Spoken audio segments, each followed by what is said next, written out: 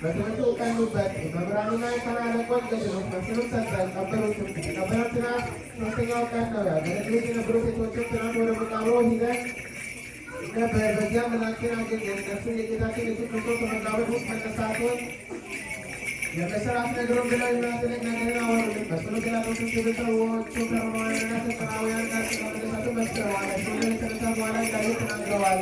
ሐዋርያትም ይህን የሆነውን ነገር ሴቶች ሲነግሯቸው ወደ መቃብሩ ሂደው ነገሩ። እውነት ሆኖ እስካገኙ ድረስ አላመኑም። እንዲሁም የጲላጦስ ቤተሰቦች ነገሯቸው።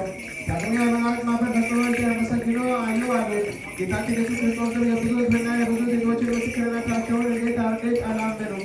ወደ መቃብሩ ሂደው ነገሩ እውነት ሆኖ እስካገኙ ድረስ የተጠራጠሩ። መጽሐፍ የሁለት የሦስት ሰው ምስክርነት የታመነ ነው ብሎ እንደተናገረ ሊቀበሉት በተገባቸው ነበር።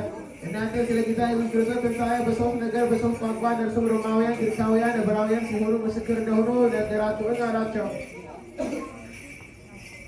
ከዚህ በኋላ እናንተ ልበ ደንዳኖች የማታስተውሉ እምነታችሁ የጎደለ ወደ ዓለም ሊመጣ የሰውንም ሥጋ ለብሶ መከራ ተቀብሎ ተሰቅሎ በሥጋው እንደሚሞት ከመቃብሩ በሦስተኛው ቀን እንደሚነሳ ከእርሷ ወደ አልተለያት ወደ ጌትነቱ ክብር እንዲመለስ ስለ ክርስቶስ ነቢያት የተናገሩትን ትንቢት አላነበባችሁምን አላቸው። ሕይወታቸው በዓይኖቻችሁ ፊት ተሰቅሎ ታዩታላችሁ ብሎ ሙሴ ትንቢት እንደተናገረ ስሙ።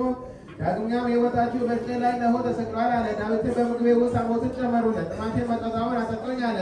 ዳግመኛም ልብሴን ለራሳቸው ተካፈሉ፣ በመጎናጸፊያዬ ዕጣ ተጣጣሉ አለ። ስለ ጌታ ኢየሱስ ትንሣኤ በቤቱ ከመቃብር ተነሳ።